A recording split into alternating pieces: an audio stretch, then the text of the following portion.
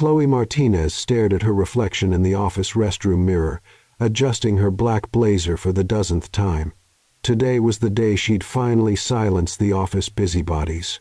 After 3 years of fielding still flying solo, Chloe, she'd crafted the perfect solution. The problem? She'd completely made it up. At 1 a.m., fueled by her coworkers' endless wedding spam, she'd typed, "Big announcement coming soon" in the company group chat. Her thumb hit send before common sense could intervene. "Chloe." Director Karen's voice sliced through the corridor. "Need you up front." Chloe's stomach dropped 3 floors. Karen had that tone that meant public humiliation was imminent. In the main bullpen, about 20 colleagues formed a semicircle around the conference table, including the new department head from their Denver office, a tall man in charcoal gray, all business and sharp jawlines. She'd noticed him exactly twice during his first week, both times wondering how someone could look permanently annoyed. "Everyone, say hello to Ethan Brooks, our new director of strategic planning," Karen announced with corporate cheerfulness. "Ethan, meet Chloe, our top budget analyst." Actually, perfect timing, because Chloe felt her face go pale. Chloe just hinted at some major personal news. "Share your exciting update." 20 eager faces swiveled her way. The silence lasted precisely 5 seconds that felt like 5 centuries. Chloe's hands went ice cold as her brain crashed like a Windows 95 computer. "The thing is, Ethan observed her with steel blue eyes and what might have been amusement. Was he enjoying watching her squirm? "It's Ethan." The words launched from her mouth like missiles. Complete silence. "Come again?" Karen blinked rapidly. Chloe's finger shot out, pointing directly at the bewildered director, her voice gaining momentum. "Ethan, my boyfriend. Crazy coincidence, right? When he said he was transferring here, I figured it might get weird mixing business with personal stuff, but surprise, life's unpredictable." Ethan's expression morphed from mild interest to absolute confusion. His pen froze mid-signature on some document. "How romantic." Karen practically bounced. "Workplace sweethearts. This deserves a proper celebration." "Celebration?" Ethan repeated like a malfunctioning robot. "Exactly." Chloe's grin felt like plastic surgery gone wrong. "Just when you think you know what's coming, plot twist." "Plot twist," he mumbled, clearly struggling to process this verbal grenade. Their colleague Ashley from sales materialized with glittering eyes. "This is amazing. We have to toast this. Drinks at the Brass Monkey tonight." "Tonight?" Chloe and Ethan synchronized their panic perfectly. "Absolutely," Karen declared with finality. 7 o'clock at the Brass Monkey for our lovebirds." As the crowd scattered into excited whispers, Ethan approached with calculated steps. "Storage room C. 3 minutes," he said quietly, his tone carrying just enough warning to make her pulse spike. "You and I are about to have a fascinating chat." Chloe's heart hammered against her ribs, though she couldn't tell if it was fear or something far more complicated. "End of the hall," she whispered back. "And Ethan, I have a reasonable explanation. This should be entertaining." His smile contained zero warmth. "Start thinking fast, sweetheart." Chloe paced the cramped storage room like a caged tiger when Ethan entered and shut the door with a decisive click. "So," he leaned against the door, arms crossed, "in roughly 30 seconds you turn me into your imaginary boyfriend. Is this a personal record for chaos? Or do you regularly kidnap strangers for your romantic fantasies?" I panicked. Chloe gestured wildly, nearly knocking over a stack of printer paper. "You saw Karen. She has this way of extracting information like she's running some kind of corporate interrogation unit. And everyone keeps asking about my love life like I'm a charity case." Ethan let out a dry laugh. "So you decided I'd be the solution to your problems without consulting me. What if I had a real girlfriend?" Chloe stopped pacing and faced him. "Do you? That's none of your business. Do you or don't you?" He hesitated for exactly half a second. No, but that's not the point. Then what's the problem? Chloe hopped onto a filing cabinet with fake confidence. We just pretend for a few weeks until I stage a dramatic breakup. Nobody will suspect anything. You're new here anyway. You're completely out of your mind. Maybe, but now we're both stuck. She pointed toward the door. Because in 1 hour, everyone's expecting the happy couple at the Brass Monkey. And if you contradict me now, you'll look like you're being cruel to me in front of your new colleagues. Great first impression, right? Ethan ran a hand through his dark hair, clearly weighing his options. This is emotional blackmail. This is corporate survival strategy. I can't believe I'm actually considering this insanity. Chloe jumped down from the cabinet and positioned herself directly in front of him. Ethan, listen. You're the new guy. I've been here 3 years. I know everyone's quirks, office politics, who's an ally, and who's a backstabber. I could be your best asset. Or, well, you'll have to figure out the landscape solo. Now it's professional blackmail too. Now it's strategic partnership. She extended her hand. 2 weeks. We fake a relationship. Show up together at a few company events. Then I'll say you cheated with someone from Denver. Everyone will pity me. You'll seem like a jerk for a few days, but they'll forget. Deal? Ethan stared at her outstretched hand like it might bite him. What do I get out of this besides a massive headache? Chloe bit her lip, thinking rapidly. I'll help you navigate the office politics, tell you who to trust, who's sabotaging projects, the best way to handle each department head, and she lowered her voice conspiratorially. I'll give you access to the budget files from the last 3 years that only I know how to decode properly. That's bribery. That's valuable insider information.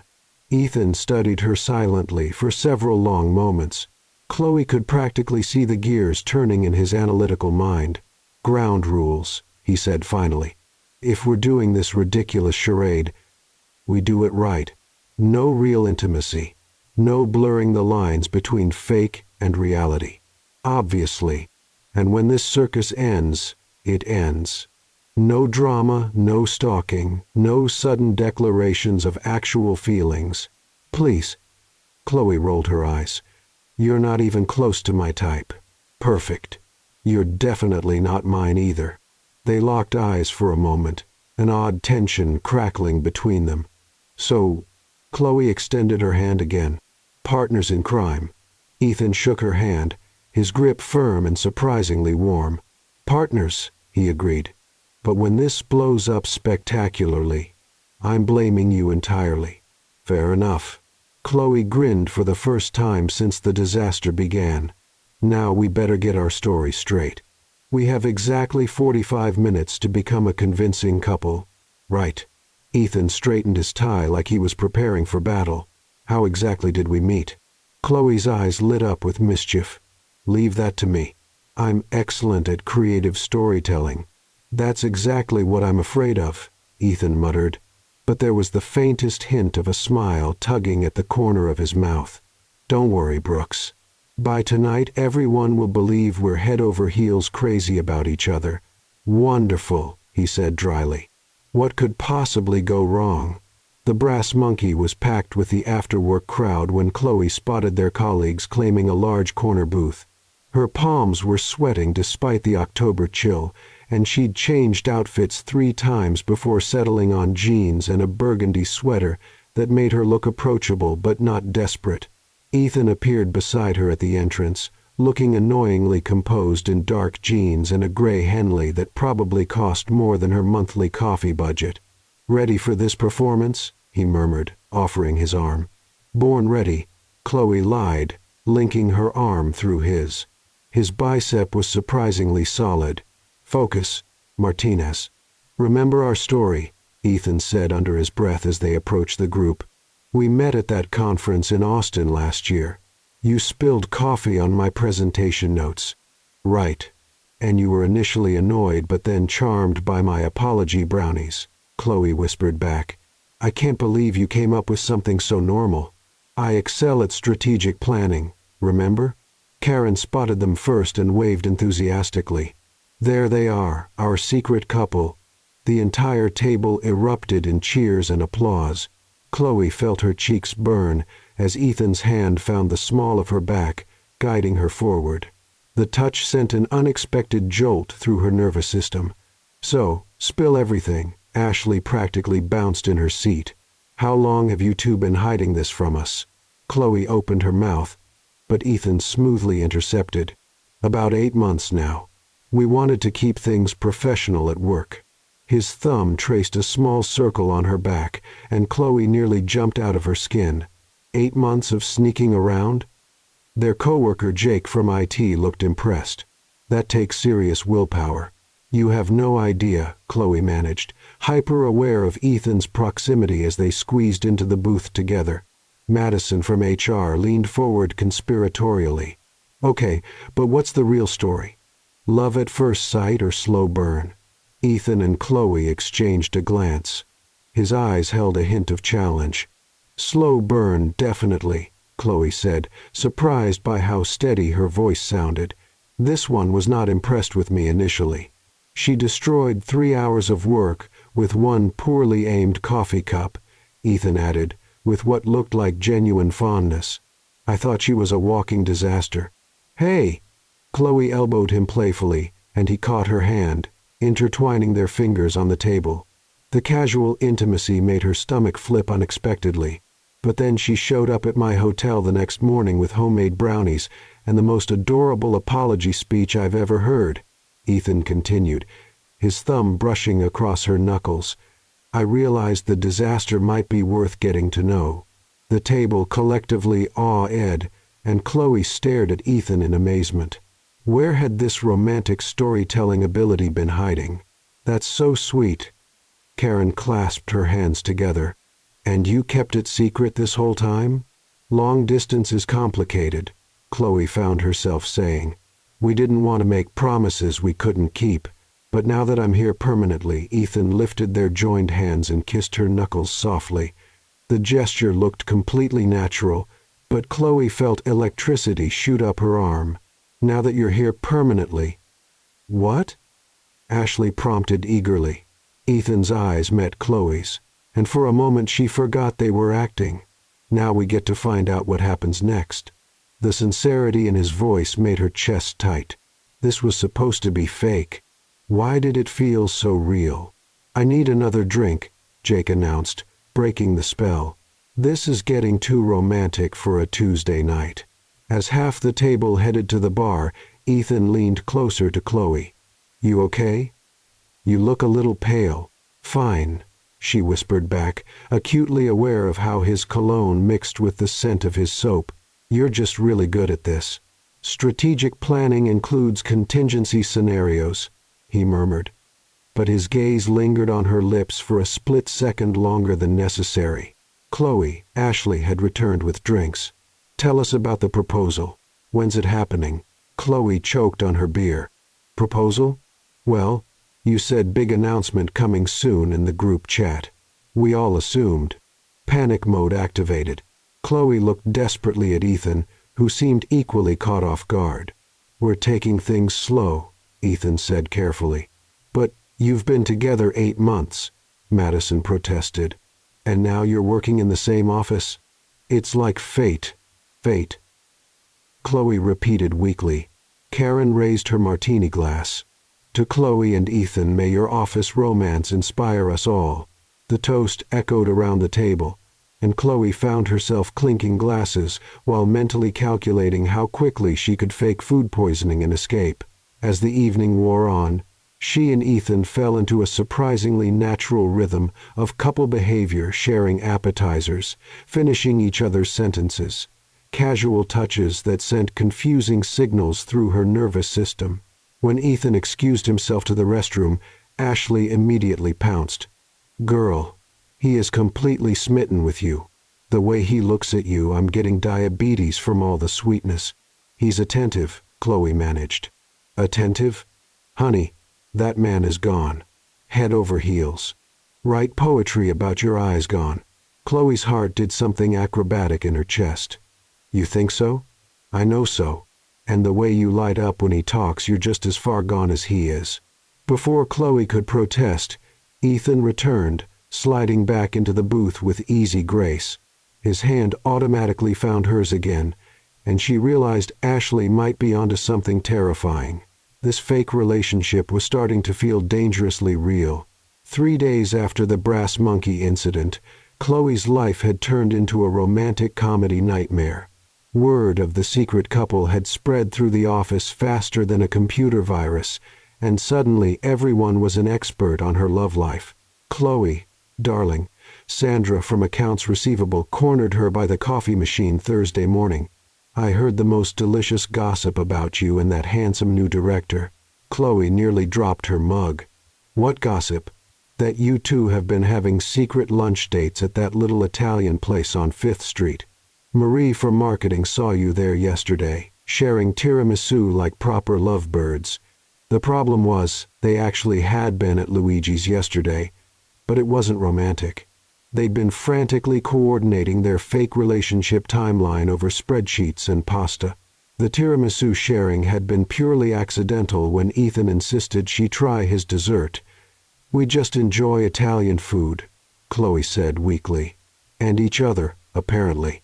Sandra winked and bustled away, leaving Chloe staring into her coffee like it might contain answers to her increasingly complicated life. "Rough morning?" Ethan's voice made her jump. He appeared beside her with that infuriatingly calm demeanor, looking perfectly put together in a navy suit that probably cost more than her rent. "Sandra thinks we're having romantic lunch dates," Chloe muttered. "Apparently sharing dessert is now evidence of true love."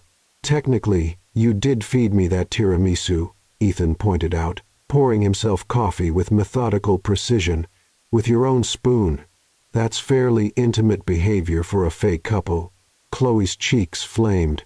She had done that, hadn't she? Without thinking.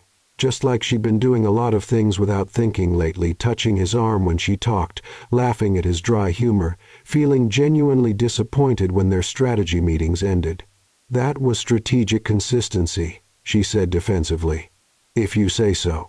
His tone was neutral, but she caught something flickering in his expression: amusement, skepticism, something else entirely. "Attention, lovebirds." Karen's voice boomed across the break room. "Perfect timing. I need to talk to both of you." They followed Karen to her office, where she gestured enthusiastically at her computer screen. "I just got off the phone with the Denver branch.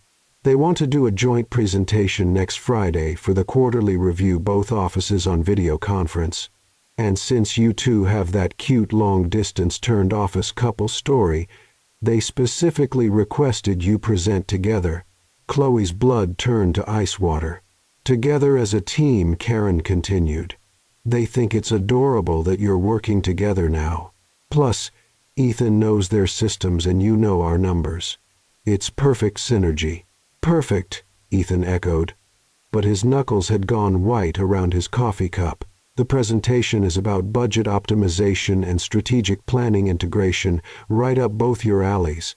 I'm thinking you can work on it over the weekend. Maybe make it a romantic working retreat." Karen's eyebrows waggled suggestively.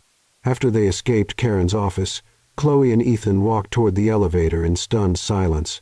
"A joint presentation," Chloe said finally, "in front of your old colleagues who will definitely know you never had a girlfriend named Chloe Martinez." "Yeah, that's a problem." Ethan stabbed the elevator button with unnecessary force. "My former boss, David Chen, has the memory of an elephant and the subtlety of a freight train. He'll see right through this. So what do we do?" The elevator doors opened and they stepped inside. Ethan pressed the button for the parking garage. "We need to get our story bulletproof, and we need to practice being convincing on camera." He loosened his tie slightly, the first sign of stress she'd seen from him. "David will ask personal questions, details, timeline. He'll want to know how we met, what we have in common, what our plans are." "Our plans?" Chloe's voice cracked slightly. "Future plans as a couple." Ethan's jaw tightened. He's going to assume we're serious. 8 months of dating, Working together now, he'll expect engagement talk. The elevator dinged at the garage level, but neither of them moved to get out. Maybe we should just come clean, Chloe said quietly. Tell everyone it was a stupid mistake and deal with the embarrassment.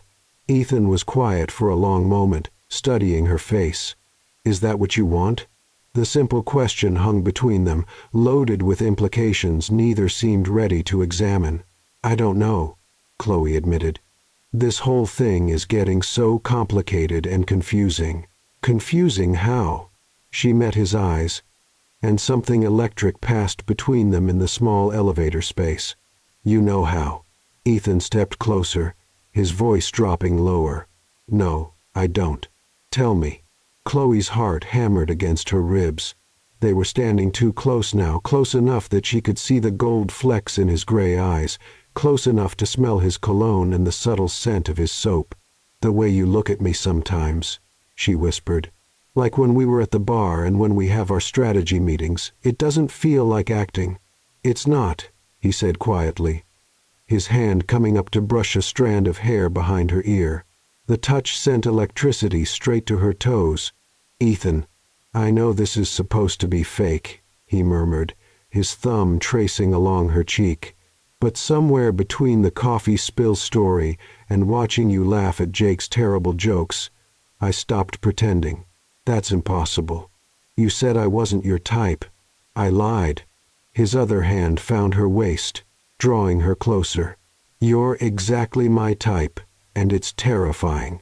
Chloe's breath caught as he leaned down, his forehead touching hers. This is going to complicate everything. Everything's already complicated, he pointed out, his lips hovering just inches from hers. What's a little more chaos? Famous last words. She breathed, but she didn't pull away. Chloe. His voice was rough with something that sounded dangerously like real emotion. The elevator doors started to close, and Ethan's hand shot out to stop them. The moment broken by the mechanical interruption, they stepped apart, both breathing harder than they should have been after a simple conversation. We should, Ethan cleared his throat, straightening his tie again. Yeah, work on the presentation. Chloe's voice sounded foreign to her own ears. My place or yours? The question came out more intimate than either of them intended. Yours, Chloe said quickly. I mean for work. Strategy. Presentation prep, right? Strategy. But the way he said it made her stomach flip with anticipation. Saturday morning, she managed.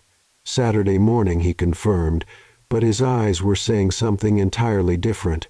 As they finally exited the elevator and headed to their respective cars, Chloe realized their fake relationship had just crossed a line into uncharted territory. The scariest part wasn't that they were about to be found out. The scariest part was that she didn't want to be. Saturday morning arrived with the kind of crisp autumn air that made Seattle look like a postcard. Chloe stood outside Ethan's downtown apartment building, clutching a bag of bagels and enough nervous energy to power the Space Needle.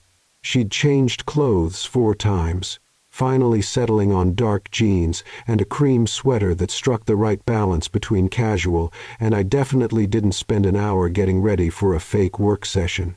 Ethan's apartment was everything she'd expected, clean lines, expensive furniture, and a view of Elliott Bay that probably cost more than her annual salary. What she hadn't expected was how domestic it would feel when he answered the door in worn jeans and a Seattle Seahawks t-shirt, his usually perfect hair slightly messed, and a genuine smile replacing his corporate mask. Coffee is already brewing, he said, taking the bagel bag from her hands. I figured we'd need industrial-strength caffeine to make it through David's interrogation prep. You have no idea how much I depend on caffeine for basic human functioning, Chloe admitted, following him into the spacious kitchen. My blood type is basically espresso negative. Ethan laughed, actually laughed, not his polite office chuckle, and the sound did something dangerous to her cardiovascular system. Good thing I invested in a proper machine. He gestured toward what looked like a spaceship had landed on his granite counter. Fair warning, I take my coffee seriously. Some people say obsessively, but I prefer with appropriate dedication. Show me what you've got, Brooks. Chloe hoisted herself onto one of the bar stools, trying to ignore how natural this felt. Impress me with your caffeination skills. The next 20 minutes were a master class in coffee preparation that somehow turned into the most relaxed conversation they'd ever had. Ethan moved around his kitchen with easy confidence, explaining the origin of his beans, while Chloe peppered him with questions about his apparent secret life as a coffee connoisseur. So you're telling me, she said around a bite of perfectly toasted everything bagel, that Mr. Serious strategic planning has a hidden addiction to artisanal coffee culture? Everyone needs a vice, Ethan replied, settling across from her with his own mug.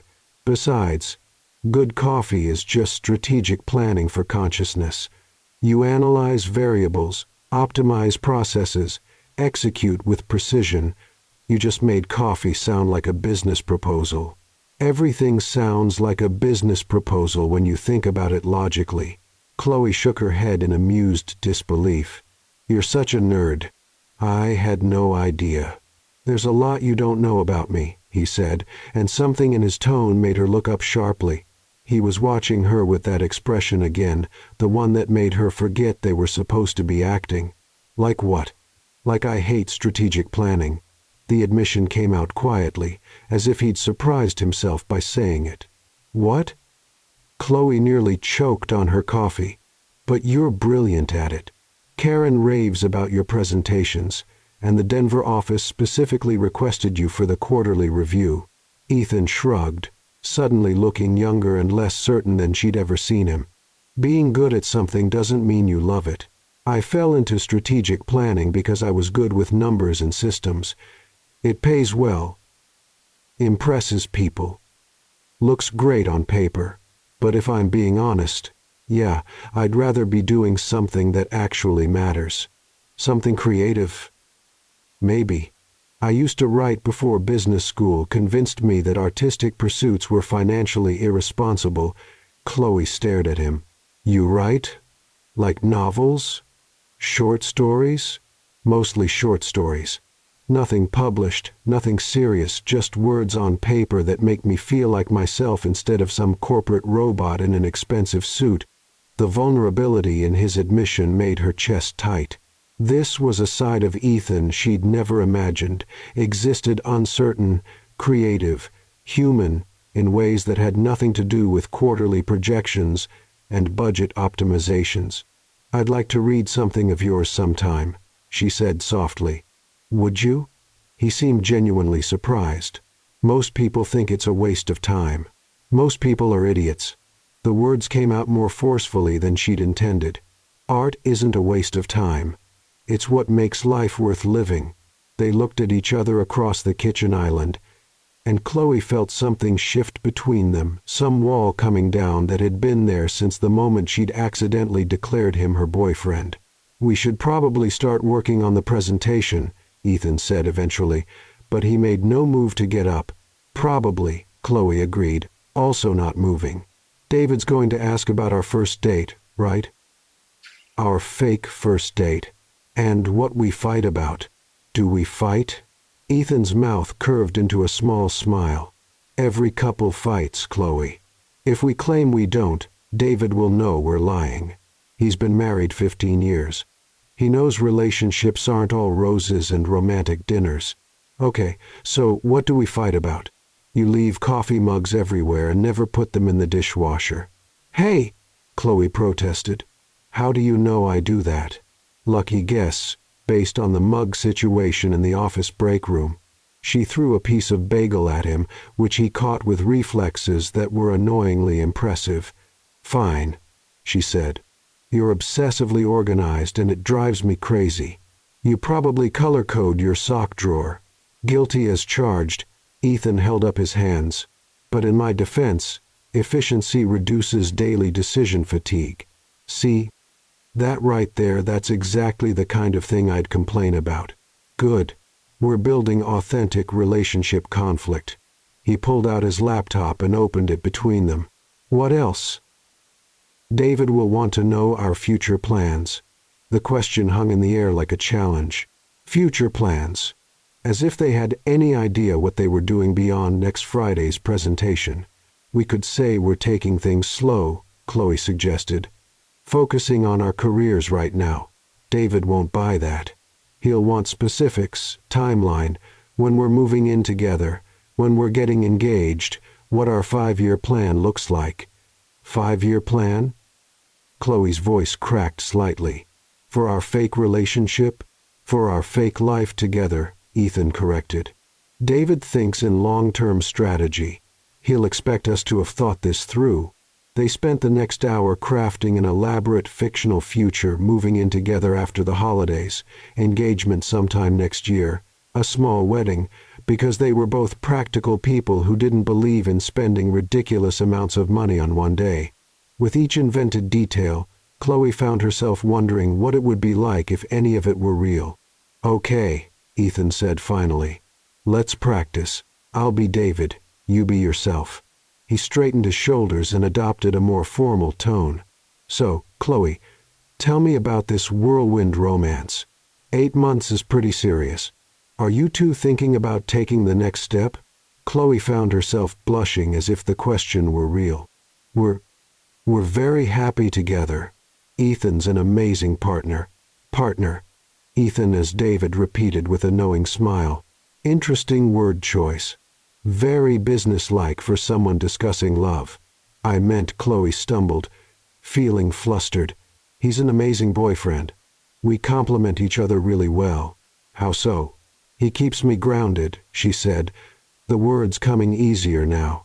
"I tend to be impulsive and chaotic, but Ethan helps me think things through, and I think I help him be more spontaneous, more willing to take risks." "And you, Ethan?" He turned to address himself, then switched back to his normal voice. "What does Chloe bring to your life?" "She makes me laugh," Ethan said simply, and something in his tone made Chloe look up sharply. He wasn't acting anymore. "She sees possibilities where I see problems. She turns ordinary moments guarded into adventures. She makes me want to be braver." The sincerity in his voice made Chloe's breath catch. They were supposed to be practicing, but this felt like confession. "That's," she started, then stopped, not sure what she'd been about to say. Ethan's phone buzzed with a text, breaking the spell. He glanced at it and frowned. "David. He wants to move the presentation to Monday instead of Friday, some kind of scheduling conflict with the board meeting." "Monday?" Chloe's voice came out higher than intended. "That's 3 days away. Gets worse. He wants to do dinner afterward, him and his wife, us, and a few other people from both offices. A celebration of the successful collaboration between branches. A double date," Chloe said faintly, "with your former boss and his wife, who will absolutely grill us about every aspect of our relationship while pretending to make polite conversation." They stared at each other across the laptop, the magnitude of what they'd gotten themselves into, settling over them like a heavy blanket. "We could still back out," Ethan said quietly. "Tell everyone the truth. Deal with the embarrassment and move on." "Could we?" Chloe asked. "Really, after all this?" Ethan closed the laptop slowly. "What are you saying?" "I'm saying," Chloe took a deep breath, her heart hammering against her ribs. "I'm saying that somewhere between the coffee spill story and right now, this stopped feeling fake to me too." The admission hung between them, electric and terrifying. "Chloe, I know it's complicated," she rushed on before she could lose her nerve. "I know we started this whole thing as a lie. And I know you're probably going to transfer back to Denver eventually, and I know office relationships are messy and problematic, but..." Ethan stood up and walked around the island, stopping directly in front of her stool. "But I don't want to pretend anymore," she whispered. "Not about this." He reached up and cupped her face in his hands, his thumbs brushing across her cheekbones. "Are you sure? Because once we cross this line, there's no going back to fake." "I'm terrified," she admitted. "But I'm sure." "Good," he murmured, leaning down until his forehead touched hers. "Because I've been wanting to do this since Tuesday night at the bar." When he finally kissed her, it was nothing like the performance they'd been planning for David's benefit. It was soft and tentative at first, then deeper and more urgent as she wound her arms around his neck and pulled him closer. He tasted like coffee and possibility, and when they finally broke apart, both breathless, Chloe realized that their fake relationship had just become the most real thing in her life. "So," Ethan said, his voice rough around the edges, "I guess we don't have to worry about convincing David we're a real couple." "Guess not," Chloe agreed, unable to stop smiling. "But we should probably practice some more, to make sure we're really convincing." "I like how you think, Martinez," Ethan said, kissing her again. Strategic planning at its finest. Outside the floor-to-ceiling windows, Seattle sparkled in the afternoon sunshine, but neither of them noticed. They were too busy discovering that the best lies sometimes turn into the most beautiful truths.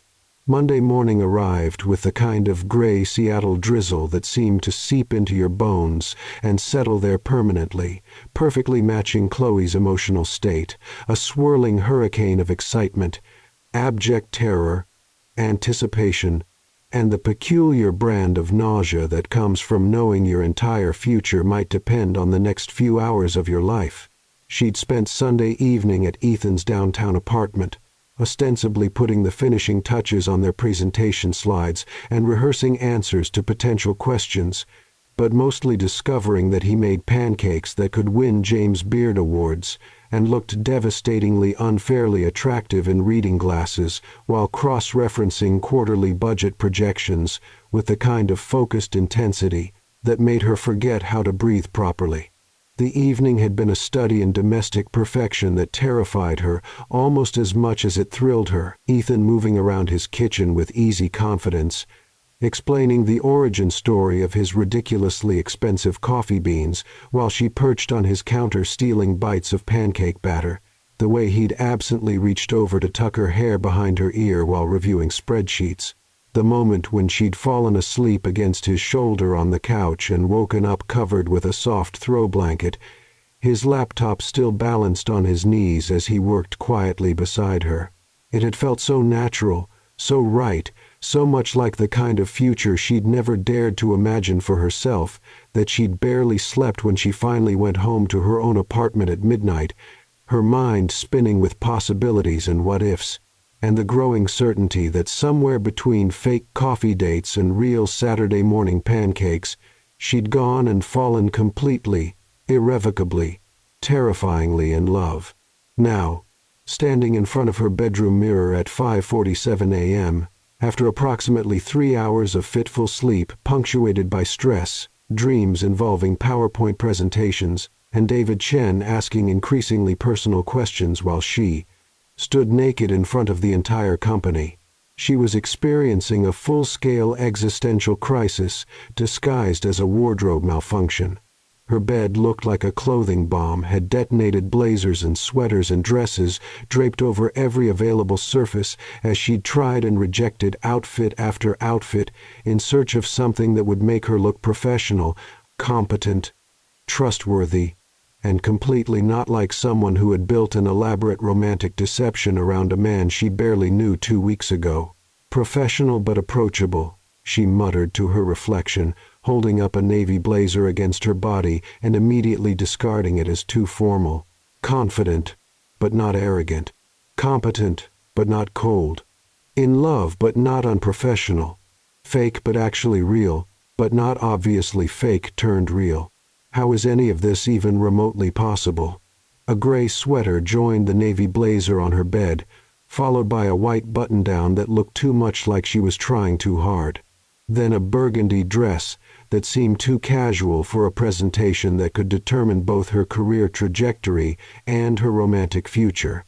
Then back to the blazer, then to a black sweater that made her look like she was attending a funeral, which, considering how badly this could go, might be appropriate. Her phone buzzed against her nightstand, and she grabbed it with the desperation of someone drowning who had just been thrown a life preserver. "Stop spiraling," Ethan had texted. "I can practically hear you overthinking from across town, and it's making me nervous. You're going to be absolutely perfect today." Also, I'm bringing you the good coffee from that place downtown that costs more than most people's car payments because this situation calls for premium caffeine. Despite the churning anxiety in her stomach that felt like she'd swallowed a washing machine on the spin cycle, Chloe found herself smiling at her phone screen. Real boyfriends, she was discovering with a mixture of wonder and mild panic, came with perks that fake ones definitely lacked, like knowing exactly what to say to make her breathe a little easier, understanding that her relationship with caffeine bordered on the codependent, and somehow managing to be supportive and calming even when they were presumably dealing with their own stress about the same impossible situation. She texted back, "You're assuming I'm going to be perfect instead of a nervous wreck who forgets how to speak English under pressure. That's optimistic of you." His response came immediately. "I've seen you handle angry clients, impossible deadlines, and Karen before her morning coffee. You can handle one video conference with my former boss. Besides, we're in this together now. Team Martinez Brooks. I'm workshopping couple names. Martinez Brooks has a nice corporate ring to it, don't you think?" Despite everything, Chloe laughed out loud. "You're ridiculous. You say that like it's a bad thing. See you in an hour. Wear the cream sweater. It makes your eyes look incredible." Chloe glanced at the cream cashmere sweater she'd tried on and rejected twice already, then back at her phone. "How do you know what sweater I'm considering? Lucky guess. Also, you wore it to lunch last Tuesday, and I may have spent the entire meal distracted by how good you looked in it. That was a work lunch with spreadsheets. Your point being? I can appreciate excellent sweater choices and quarterly budget analyses simultaneously. I'm multi-talented like that." Chloe shook her head, grinning despite her nerves, and reached for the cream sweater. If she was going down in flames today, at least she'd look good doing it. She finally settled on the cream cashmere sweater, which did in fact make her eyes look better than usual, dark jeans that made her legs look endless, and boots that could handle Seattle weather, while adding just enough height to make her feel capable of conquering the corporate world, or at least surviving the next few hours without completely humiliating herself. By the time she made it to the office 47 minutes later, clutching her travel mug like a talisman and mentally rehearsing their relationship backstory for the 1,000th time, Ethan was already stationed at her desk like some kind of perfectly dressed guardian angel.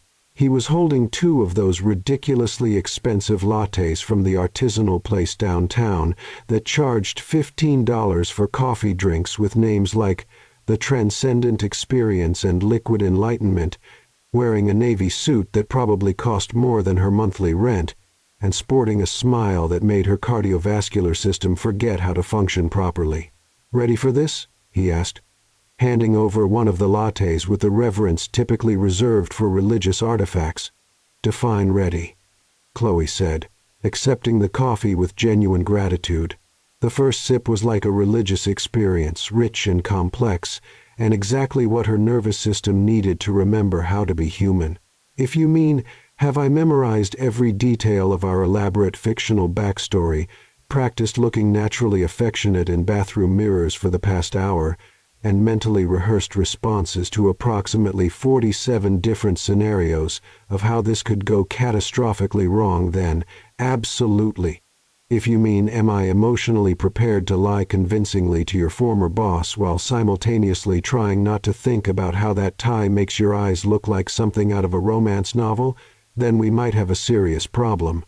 Ethan's tie was, objectively speaking, a masterpiece of men's fashion, deep navy silk, that brought out the steel blue of his eyes and made Chloe want to grab it and use it to pull him into supply closets for highly unprofessional activities that would definitely violate several sections of the employee handbook.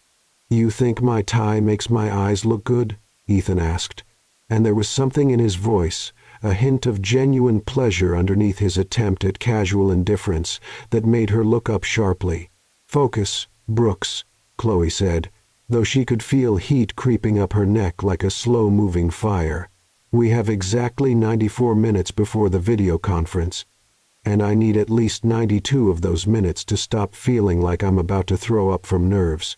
I have a theory about that, Ethan said, glancing around the slowly filling office to make sure no one was within eavesdropping distance. The early morning crowd was still in that pre-coffee zombie state, which meant their conversation was relatively private. Conference room B, 5 minutes. I have a strategic intervention planned. Ethan, we absolutely cannot.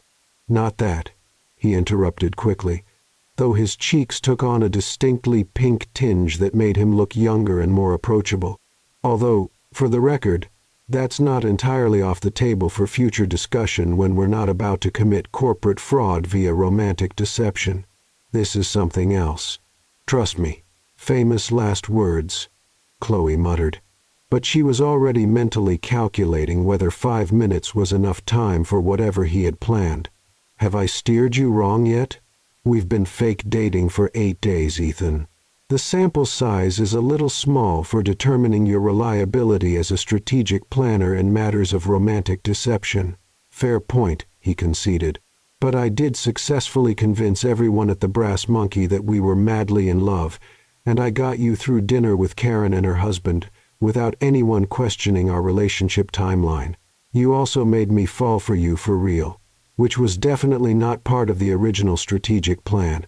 The words were out before Chloe could stop them, hanging in the air between them like a confession she hadn't meant to make.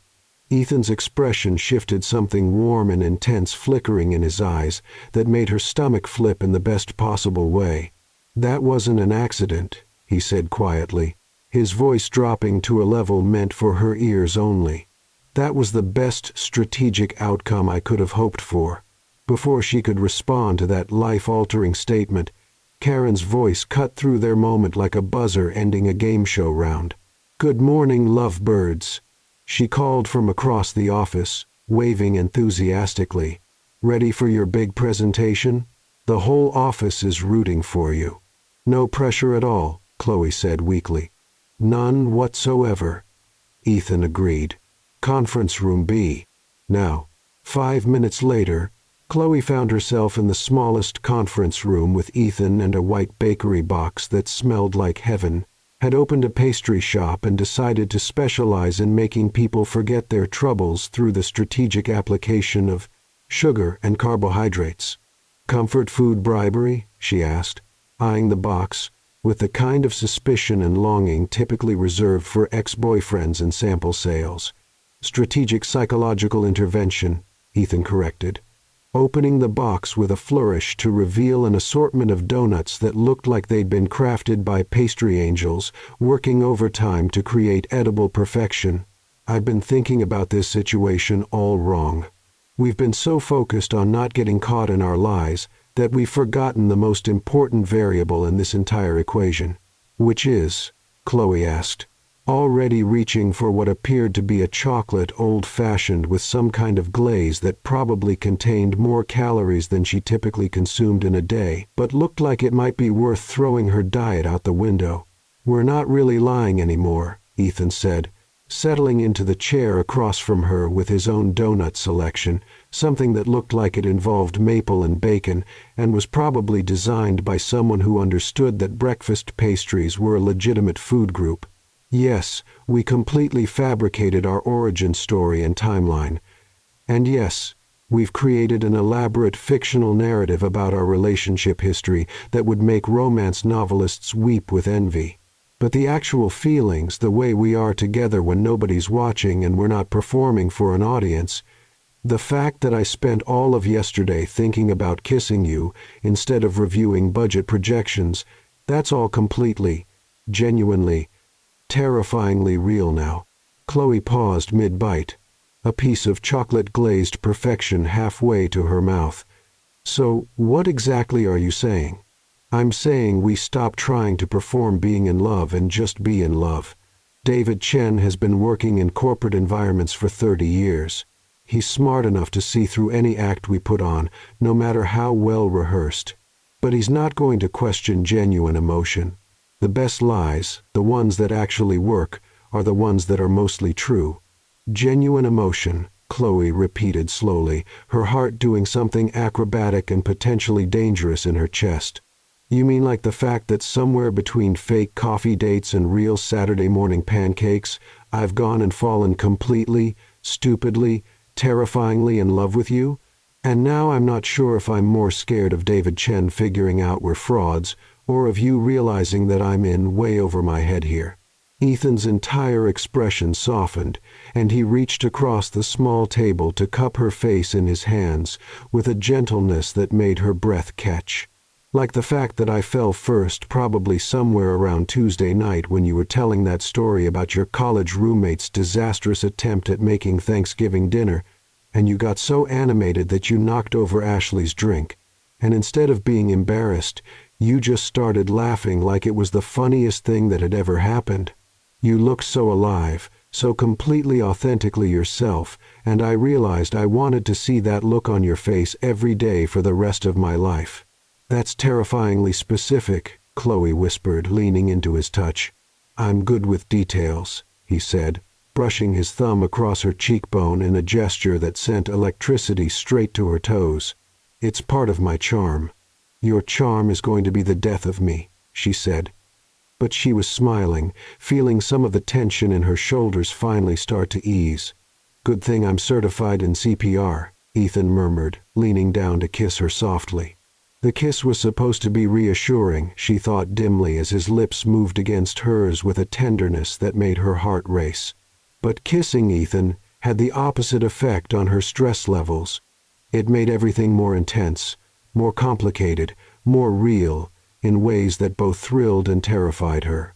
It made her remember that they weren't just playing pretend anymore, that whatever this was between them had become something worth protecting, worth fighting for, worth risking everything to keep. Better? He asked against her lips when they finally broke apart, both of them breathing a little harder than a simple kiss warranted. Much, she lied, because kissing him always made everything simultaneously better and infinitely more complicated. Though I should probably point out that making out in conference rooms probably wasn't part of your original strategic plan. My original strategic plan was to help you avoid social embarrassment for 2 weeks and then return to our normal professional relationship, Ethan said, straightening his tie with hands that weren't quite steady.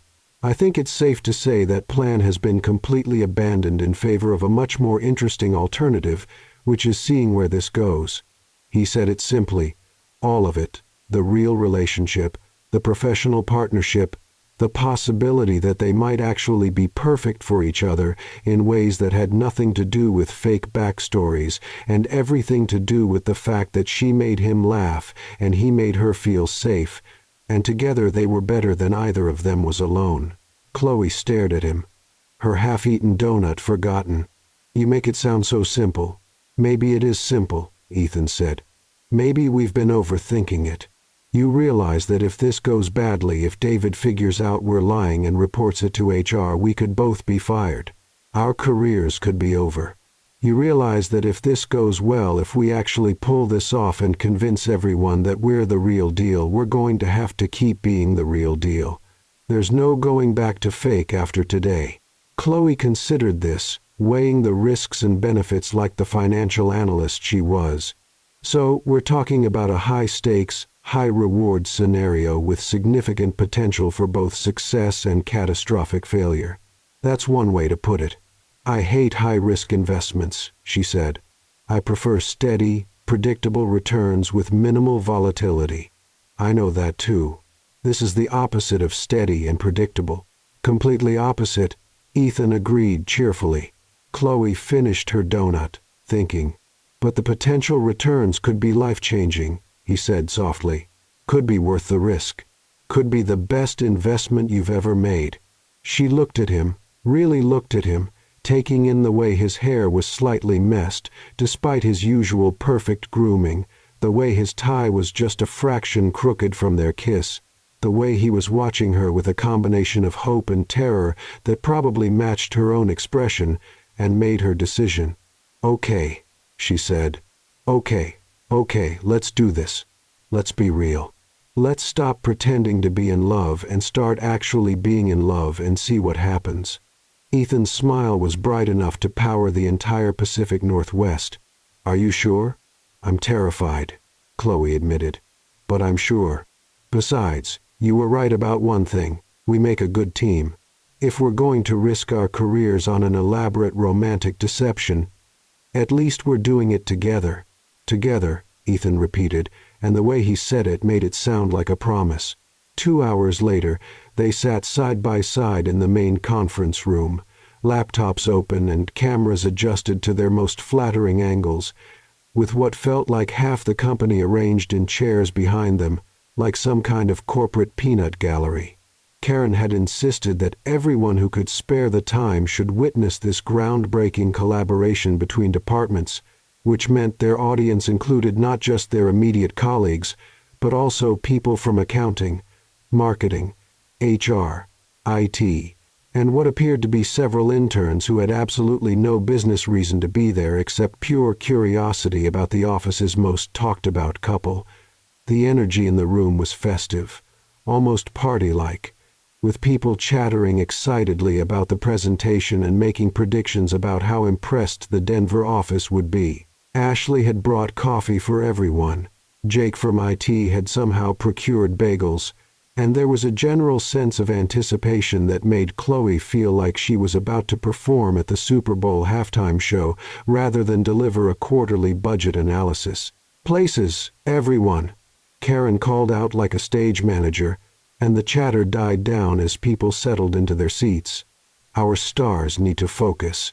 The large wall monitor flickered to life with a kind of high-definition digital clarity that made Chloe acutely aware of every detail of her appearance, revealing the Denver office conference room where David Chen sat, surrounded by several other executives who looked like they took their coffee black, their quarterly projections seriously, and their strategic planning meetings with the intensity of military operations. David himself was exactly what Chloe had expected from Ethan's descriptions, a compact man in his 50s with sharp, intelligent eyes behind wire-rimmed glasses, and the kind of smile that suggested he was already 3 steps ahead of whatever game you thought you were playing. But there was something genuinely warm in his expression when he looked at Ethan that spoke to real affection and mentorship. "Ethan." David's face lit up with unmistakable pleasure. "Look at you, all settled into life in the Pacific Northwest. How's Seattle treating you?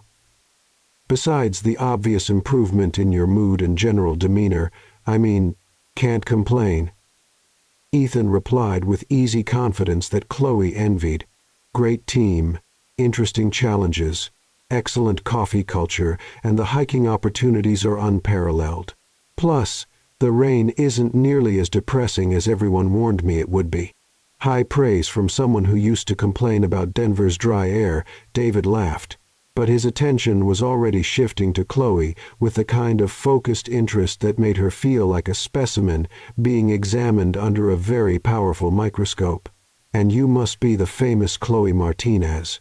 I've heard so much about you, though getting information out of Ethan about his personal life is typically like extracting classified documents from the Pentagon."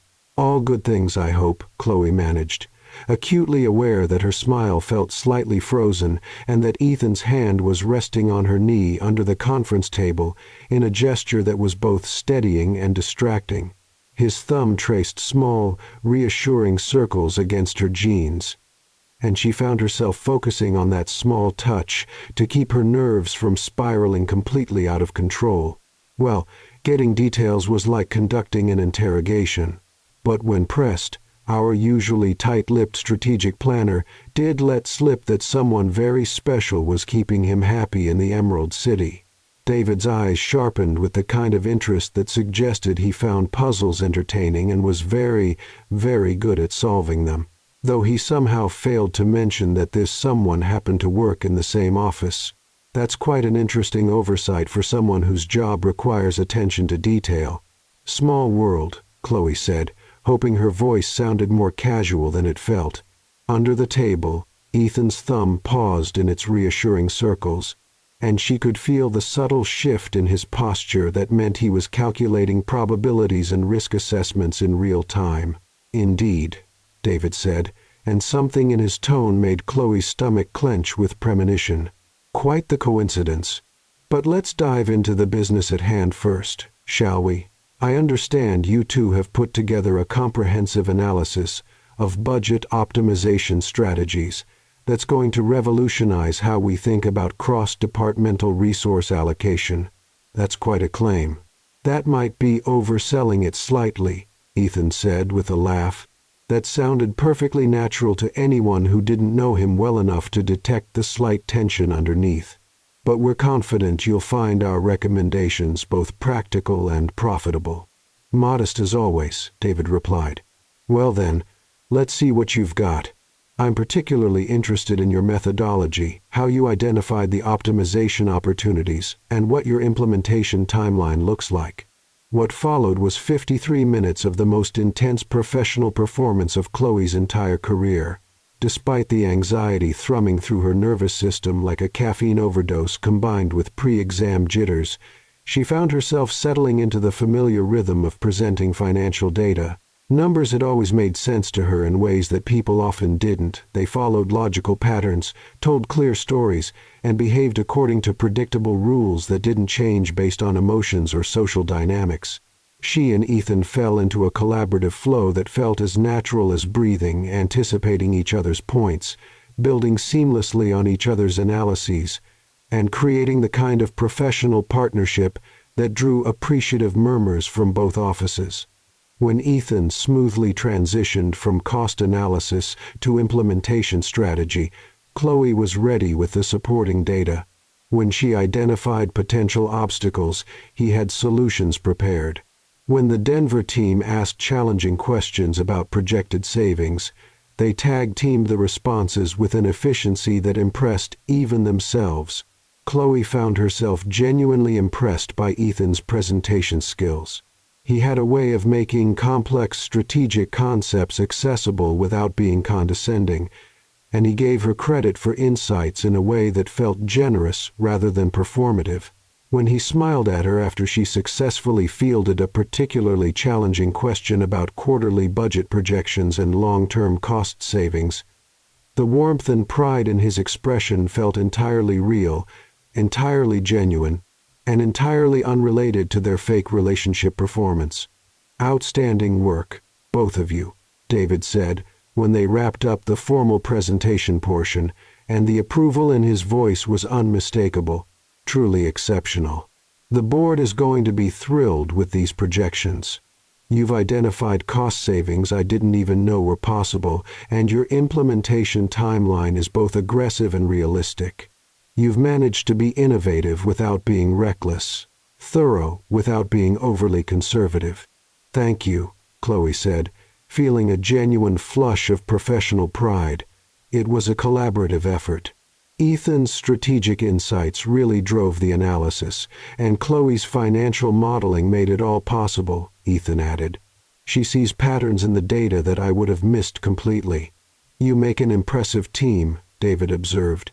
And there was something in his tone that suggested he was talking about more than just their professional collaboration, the kind of partnership that produces results neither person could achieve alone. "We think so too," Ethan said, and his fingers found Chloe's under the table, squeezing gently in a gesture that sent electricity up her arm and reminded her that they were about to transition from the safe territory of budget analysis into the much more dangerous realm of personal questions. "Speaking of impressive partnerships," David continued, and Chloe felt her stomach drop as his expression shifted from professional approval to personal curiosity, "I have to admit, I'm fascinated by this romantic development. 8 months of long-distance dating, and now you're working together in the same office. That's quite a fairy tale coincidence. Almost too good to be true, you might say." "Here we go," Chloe thought, her pulse spiking to what felt like cardiac event levels. This was the moment they'd been preparing for, rehearsing for, dreading since the moment she'd accidentally declared Ethan her boyfriend in front of half the company. Sometimes the universe has a sense of humor, Ethan said with admirable calm, though Chloe could feel the tension radiating from his body like heat from a radiator. Or maybe it just knows what we need better than we do. David mused, leaning back in his chair with the expression of someone settling in for an entertaining and thorough interrogation. Interesting perspective. And Chloe, I'm curious what exactly attracted you to our famously methodical strategic planner here. Ethan's many things, brilliant, dedicated, reliable, but spontaneous, has never been one of his defining characteristics. He once spent 3 weeks researching the optimal time to schedule a staff meeting. Chloe felt 20 pairs of eyes focus on her with laser intensity from the Seattle office, plus however many were watching from Denver. This was the moment she'd been dreading, the chance to either sell their fiction convincingly or expose it entirely with one wrong word, one hesitation, one detail that didn't ring true. But as she looked at Ethan, remembering his confession about hating strategic planning, about wanting to write, about feeling trapped in a career that looked impressive on paper but left him feeling empty and unfulfilled, she realized she didn't have to lie at all. She could tell the truth. Maybe not the whole truth about their fake relationship origins, but the truth about who he really was underneath the corporate exterior. "That's where you're completely wrong," she said, and was surprised by how steady and confident her voice sounded. "Ethan's one of the most creative, intuitive people I know. He sees solutions where other people only see problems. He takes calculated risks that pay off in ways nobody expects. He makes me want to be better at everything I do, more thoughtful about my choices, more strategic about my goals, more willing to think outside conventional frameworks." She paused, meeting Ethan's eyes and seeing something like wonder in his expression as she continued. "He challenges me to think bigger and dream smarter. He makes me feel like the version of myself I always wanted to be but never quite knew how to become." She wasn't acting anymore, she realized with startling clarity. Every word was completely, utterly, devastatingly true. David's eyebrows climbed toward his hairline like they were attempting to escape from his forehead entirely. High praise indeed. That's quite a testimonial. "And Ethan," David continued, "what does the lovely and obviously brilliant Chloe bring to your extremely well-organized, carefully planned existence?" "Chaos," Ethan said immediately, and Chloe felt heat flood her cheeks as several people in both conference rooms chuckled. But then he continued, his voice taking on a quality that made everyone in both rooms lean forward slightly, as if they were witnessing something rare and precious. "The absolute best kind of chaos. She makes me remember that life isn't a spreadsheet to be optimized or a strategic plan to be executed flawlessly. She turns ordinary Tuesday afternoons into adventures and makes me laugh when I take myself too seriously, which is more often than I care to admit." He turned to look directly at her, and Chloe felt her breath catch at the intensity and sincerity in his eyes. "She challenges every assumption I make about how things should be done, and she's usually right. She makes me want to be braver, to take risks that matter, to stop playing it safe all the time just because safe feels comfortable. She makes me remember who I wanted to be before I got so caught up in who I thought I should be." The conference room had gone completely quiet. Even the executives on the Denver end seemed to be hanging on every word, and Chloe could hear her own heartbeat in the silence that followed Ethan's declaration. "Well," David said finally, and his smile had shifted from analytical to genuinely moved. "That certainly sounds like the real deal to me, love. I mean the kind that changes you, makes you better, makes you want to be the person your partner sees when they look at you." Chloe felt a wave of relief so powerful it made her slightly dizzy. But David wasn't finished with his inquiry. She could see it in his expression, the shift from moved observer back to curious interrogator. "Just one more question. If you'll indulge an old man's curiosity," he said, and something in his tone made Chloe's relief evaporate instantly, replaced by a cold dread that settled in her stomach like a lead weight. "Ethan," You mentioned Chloe in our phone conversation last month when I asked how you were settling into Seattle, whether you were making connections, building a life there, but I could have sworn you said her name was Claire. Did I misremember? Or has your memory improved since moving to the coffee capital of the world? The world stopped. Time seemed to freeze completely as Chloe felt every drop of blood in her body drain toward her feet, leaving her lightheaded and cold. The silence that descended on both conference rooms was deafening, not the comfortable quiet of people listening intently, but the terrible loaded silence of a bomb that had just been dropped, and everyone was waiting for the explosion. She could feel 20 pairs of eyes swiveling between her and Ethan like spectators at a tennis match, could hear the sudden shift in breathing patterns that meant everyone was holding their breath, waiting for an explanation that would either save them or destroy them completely. In her peripheral vision, she could see Karen's confusion, Ashley's dawning realization, Jake's barely suppressed expression of someone who had been waiting for exactly this kind of drama to unfold. Beside her, Ethan had gone completely still, his hand frozen on her knee, his face cycling through what she recognized as his mental process when presented with an unsolvable problem. The rapid calculation of probabilities, the assessment of available options, the growing realization that there was no strategic solution that would save them from this moment. Ethan started, then stopped, his voice catching slightly.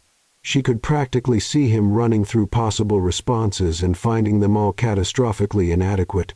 David's expression had shifted back to sharp professional interest, not unkind, but intensely focused in the way of someone who had just detected an inconsistency and was determined to understand it. The silence stretched on, becoming more damning with each passing second. Chloe realized that everyone was waiting for them to provide an explanation, and the longer they remained silent, the more obvious it became that they didn't have a good one.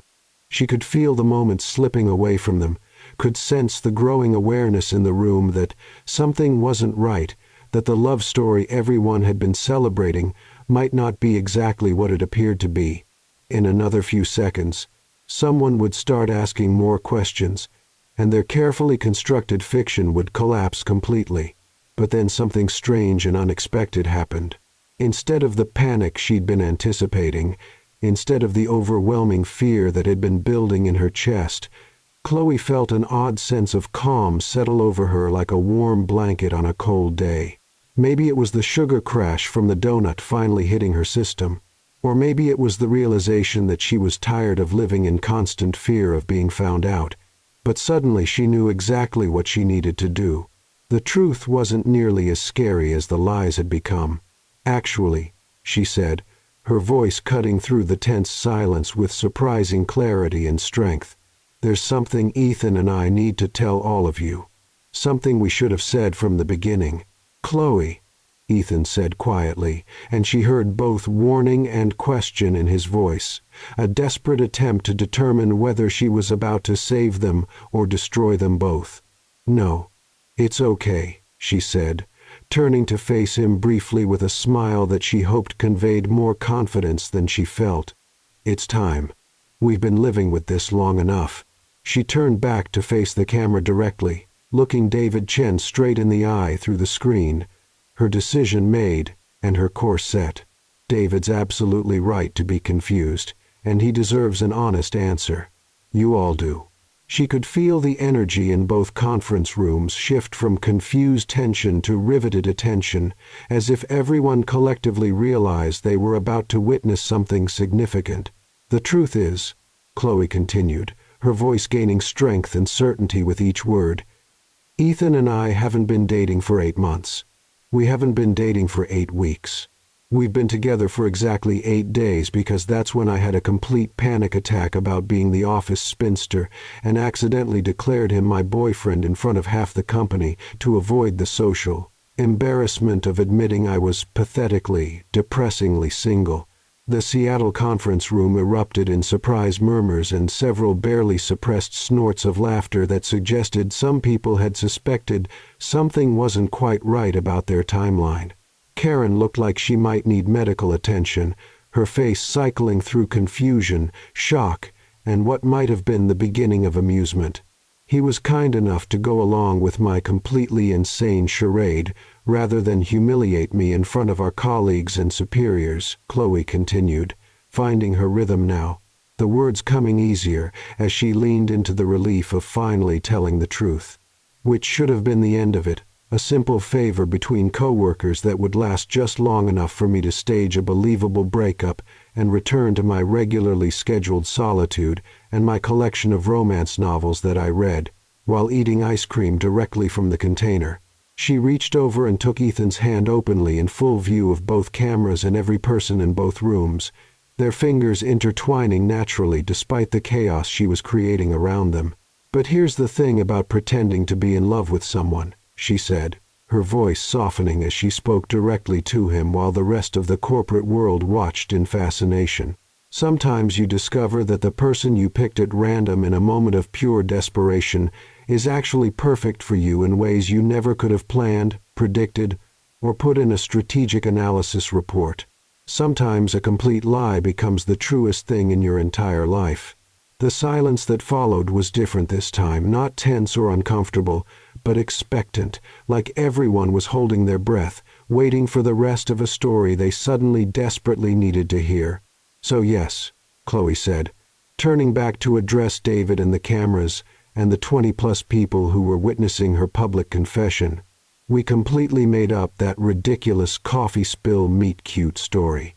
Yes, we invented an entire fictional relationship timeline, complete with fake anniversaries, imaginary long-distance phone calls, and a backstory involving homemade brownies that I have never actually made in my life because I'm a disaster in the kitchen.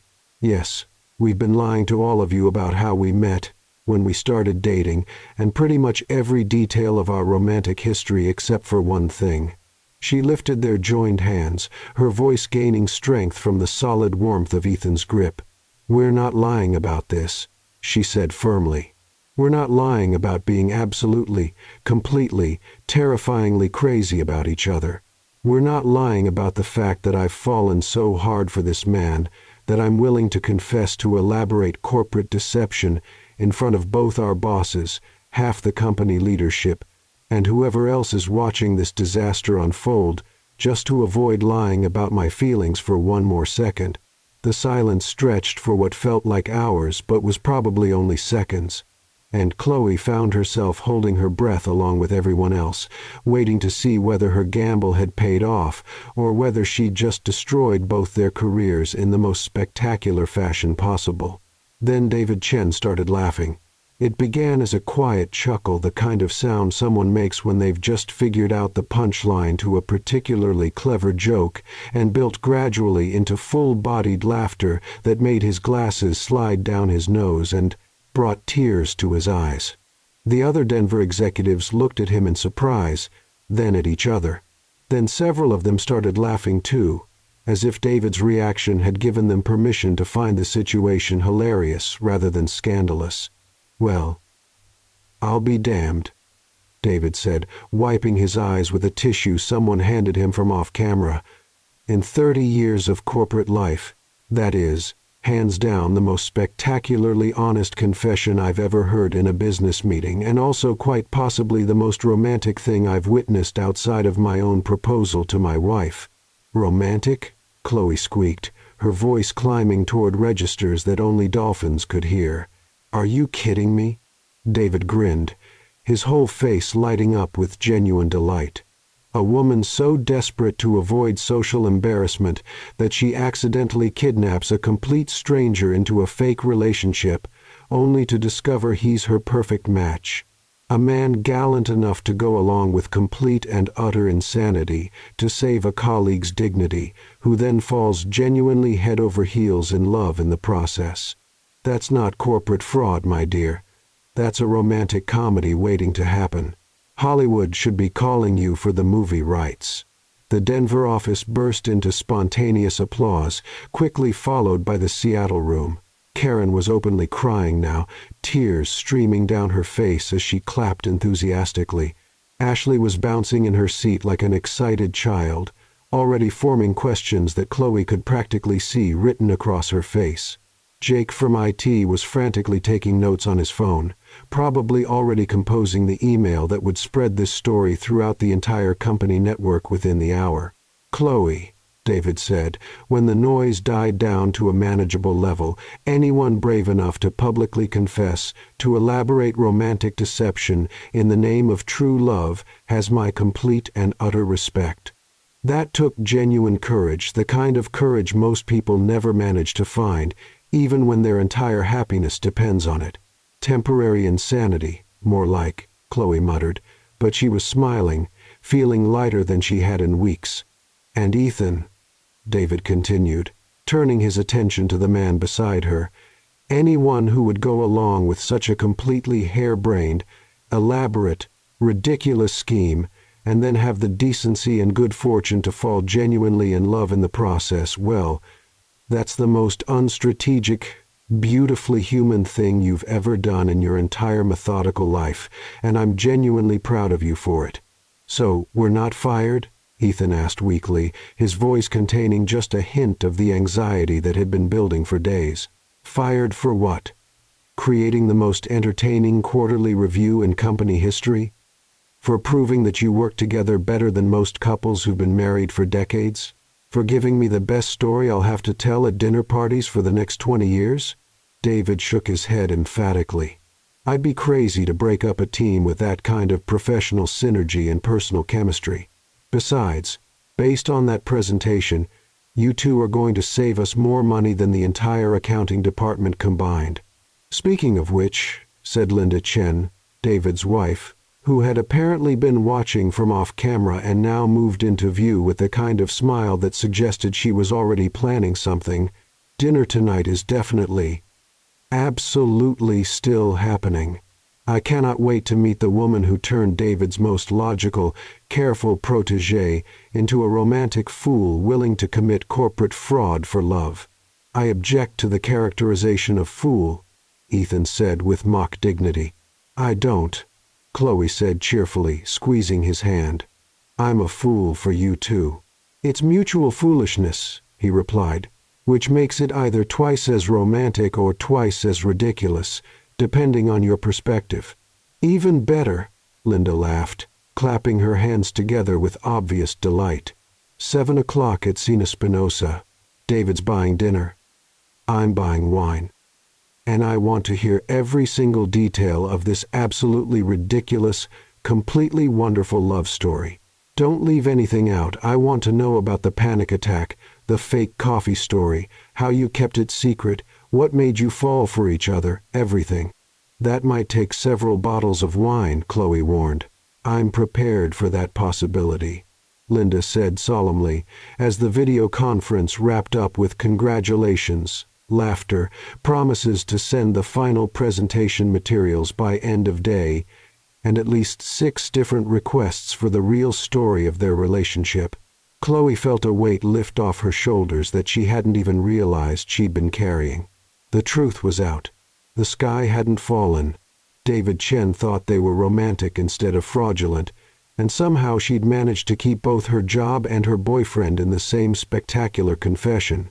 "So," Ethan said as their colleagues began filtering out of the conference room, chattering excitedly about the morning's revelations and already planning the gossip sessions that would dominate lunch conversations for the next week, "that happened. That definitely happened," Chloe agreed, slumping back in her chair as the adrenaline rush of public confession began to fade, leaving her feeling simultaneously exhausted and exhilarated. "How do you feel about being the star of the office's new favorite love story?" "Terrified, mostly," Ethan admitted, loosening his tie slightly, the first crack in his professional composure she'd seen all day, "but also relieved. It's nice not to have to keep track of fictional timelines and made-up anniversaries anymore. My brain wasn't designed for that level of creative storytelling. Just our real timeline now," Chloe said, then paused, a thought occurring to her that made her stomach flutter with nervous anticipation. "We do have a real timeline now, right? This isn't just elaborate method acting that got out of hand?" Instead of answering with words, Ethan turned in his chair to face her fully, cupped her face in both his hands with a gentleness that made her breath catch, and kissed her right there in the conference room, in full view of anyone who cared to look, with a thoroughness and intensity that left absolutely no doubt about the reality of his feelings. When they finally broke apart, both breathing harder than a simple kiss warranted, he rested his forehead against hers and said, "Does that answer your question about method acting?" "I might need some additional clarification," Chloe said breathlessly, her heart doing gymnastics routines in her chest. "You know, for the sake of timeline, accuracy, and documentation purposes." "I think I can arrange that," Ethan said, kissing her again with a smile that could have powered the entire West Coast electrical grid. "Get a room," Jake called from the doorway, but he was grinning widely, clearly enjoying the romantic drama that was unfolding in his workplace. "We have one," Ethan called back without taking his eyes off Chloe. "It's called my apartment, and we're going there right now, to celebrate surviving corporate confessions and public relationship reveals." "Is that what we're calling it?" Chloe asked, raising an eyebrow. "Among other things," Ethan said. And there was something in his voice that made her pulse spike in the most delicious way.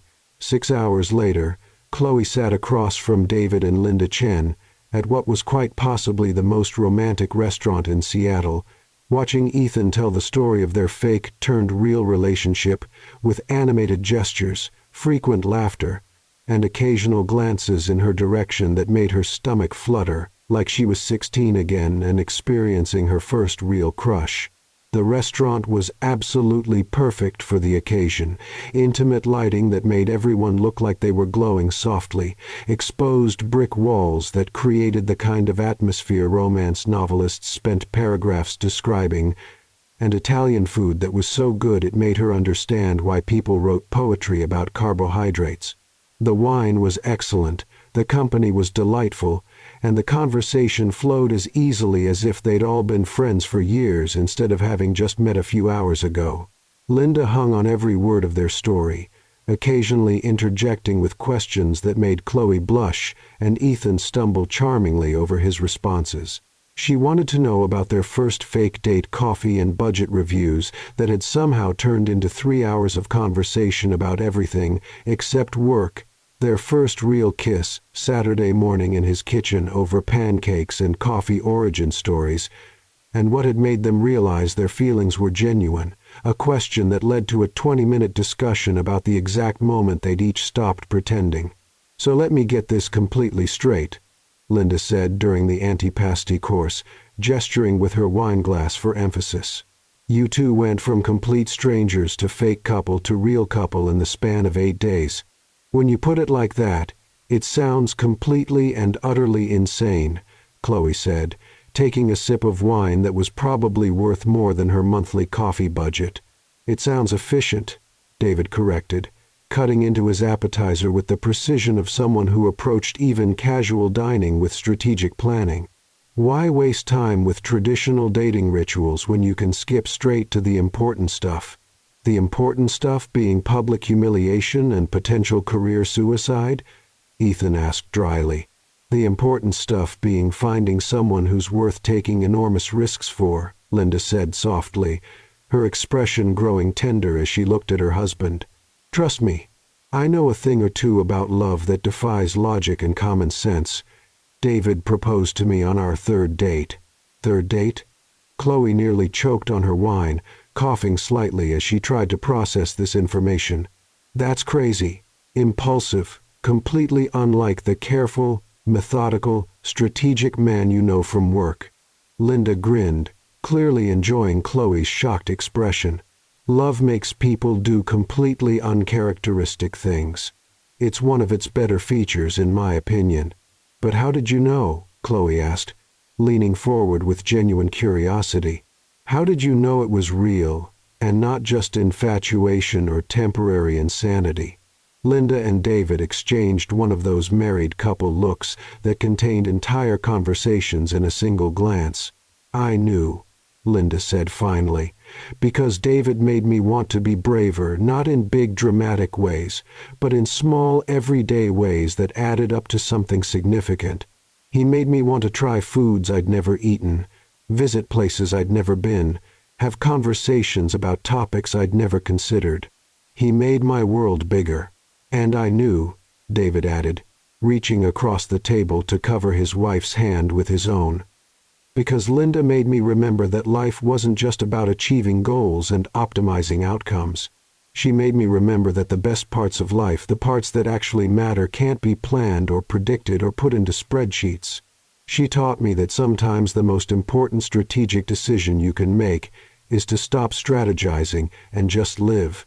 Chloe felt her throat tighten unexpectedly at the obvious love and affection in their voices, the easy intimacy that came from 20 years of choosing each other every day.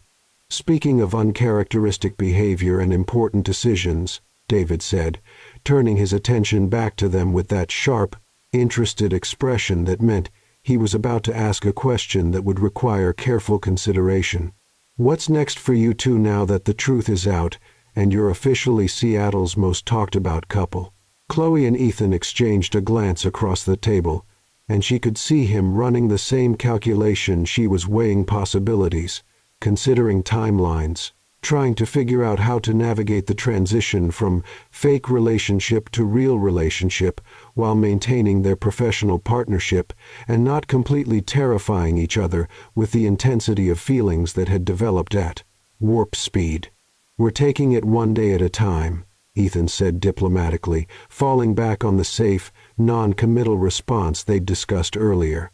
"Smart approach, in theory," David nodded approvingly. "But if I were a betting man, which I am, especially when it comes to matters of the heart, I'd say you'll be engaged within 6 months." "David!" Linda swatted his arm with her napkin, but she was smiling. "Don't pressure them. They just figured out they actually like each other without the fake relationship framework. Let them have some time to adjust to reality." "I'm not pressuring anyone," David replied with a kind of innocence that didn't fool anyone. "I'm simply making an educated prediction based on observable data and behavioral patterns. They work together like they've been a professional team for years. They look at each other like they're sharing private jokes and secret languages.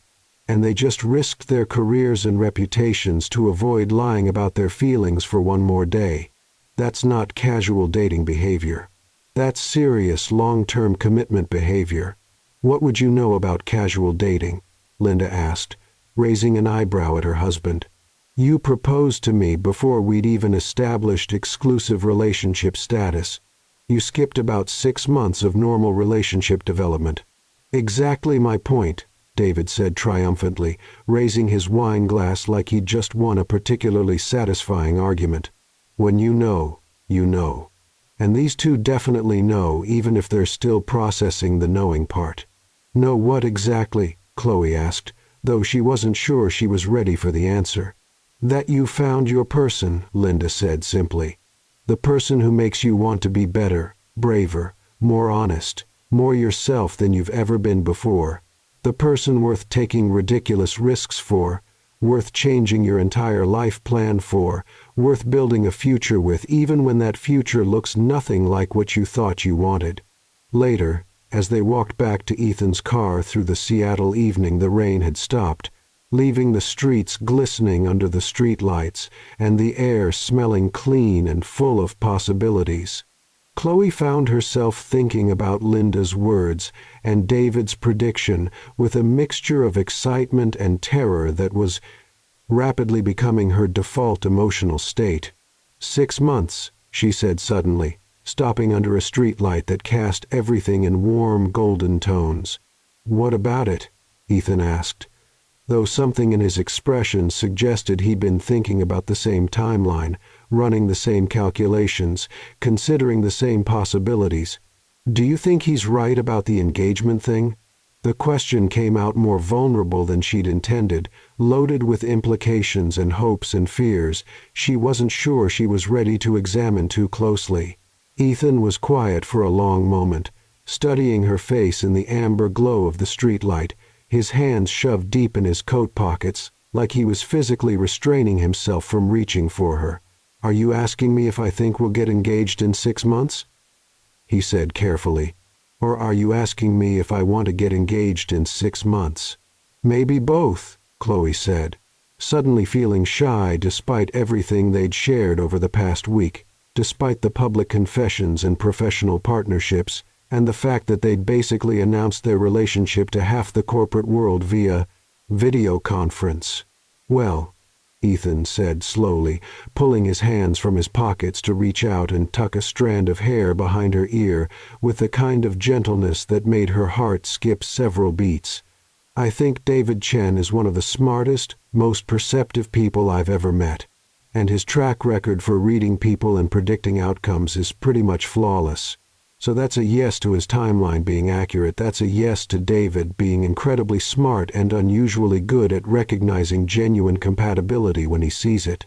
He paused, his thumb tracing along her cheekbone in a gesture that was becoming familiar and precious. But I think his timeline might be a little optimistic.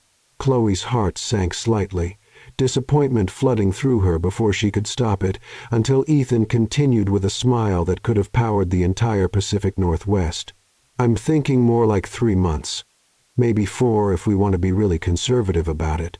Ethan Brooks, she laughed, the sound bubbling up from somewhere deep in her chest, as relief and joy and pure happiness washed over her. Are you telling me you're already planning to propose? We've been actually dating for exactly 8 days. I'm telling you that I'm strategically evaluating all available options and their potential long-term outcomes, he said with mock seriousness, then broke into the kind of grin that made her understand why people wrote songs about falling in love, which is corporate speak for yes, absolutely, the moment I figure out how to do it without completely terrifying you or making you think I've completely lost my mind. Too late for both of those, Chloe said, throwing her arms around his neck despite the fact that they were standing on a public sidewalk in downtown Seattle with people walking past them. I'm already terrified and convinced you're crazy. But the absolute best kind of both. The good kind of terrified?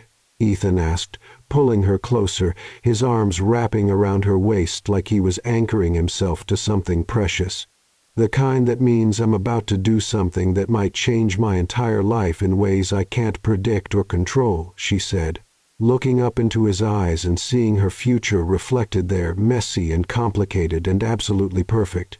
The kind that means I'm falling in love with someone I never expected, faster than I ever thought possible. And I don't care if it's crazy or impractical or completely against every reasonable relationship timeline ever devised. It's definitely all of those things, Ethan agreed, leaning down to kiss her softly under the streetlight, surrounded by the sounds of the city and the promise of everything that was still to come. But you know what? What? She asked against his lips. The best things in life usually are crazy and impractical and completely unreasonable, he said, kissing her again with a thoroughness that made her forget they were standing on a public sidewalk. Besides, we've already established that we're excellent at making unconventional choices work out in our favor. As they walked the rest of the way to his car, hands linked and hearts full, talking about everything and nothing, their favorite books, their biggest fears, what they wanted to do on their first official real date, whether they should get a joint savings account for their future wedding expenses, how they were going to explain this story to their future children, Chloe thought about the impossible chain of events that had brought them to this moment. From a panic-induced lie in a conference room, to this sidewalk where everything felt possible and right and beautifully, chaotically perfect. From a desperate attempt to avoid social embarrassment to finding the person who made her want to be brave enough to risk everything for love. She'd started the week as a single woman desperately trying to escape office gossip and her own insecurities about being alone. She was ending it as half of what Karen had already declared the greatest workplace love story in company history, with a promotion pending. Turns out that publicly confessing to elaborate deception while delivering flawless quarterly projections was exactly the kind of innovative thinking that impressed senior management, a boyfriend who made her laugh and think and want to be braver every single day, and a story she'd be telling at dinner parties and family gatherings for the rest of her life. Hey, Ethan, she said as he opened the car door for her with the kind of old-fashioned courtesy that made her heart skip and reminded her daily that she'd somehow managed to find one of the good ones. Yeah? Next time I have exactly 5 seconds to give an answer to an impossible question, and my entire future depends on what comes out of my mouth in that moment. Yeah? I'm definitely picking you again. Every single time. Without hesitation. For the rest of my life. Ethan's smile was bright enough to compete with the Seattle skyline, and warm enough to chase away the autumn chill.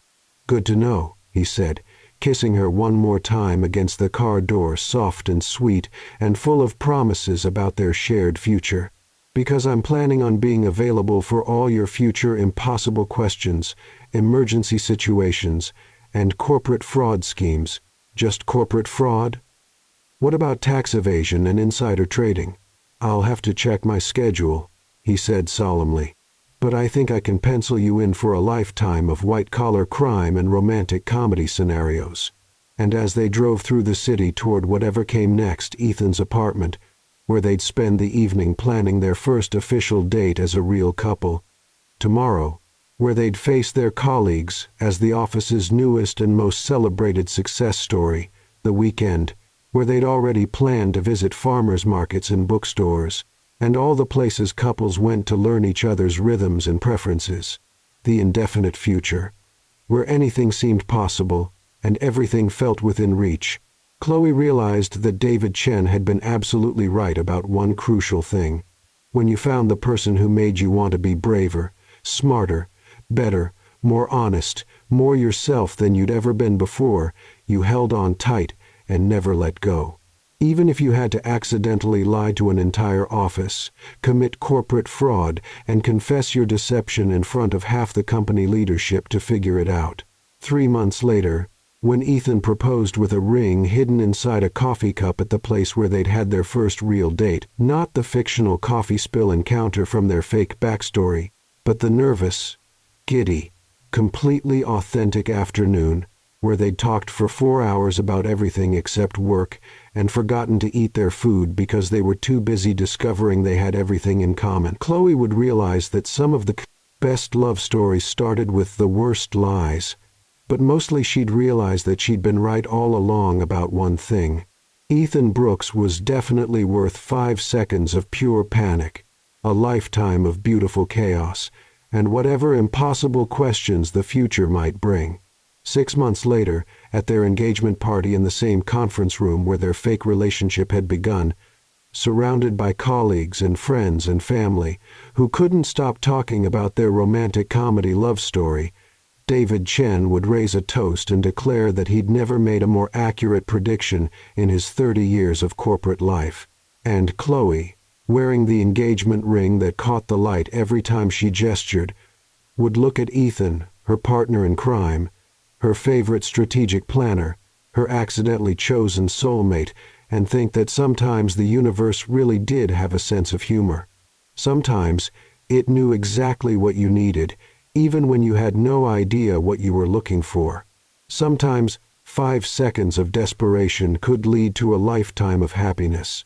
And sometimes, if you were very lucky and very brave and willing to take ridiculous risks for love, you got to keep the person you accidentally chose in a moment of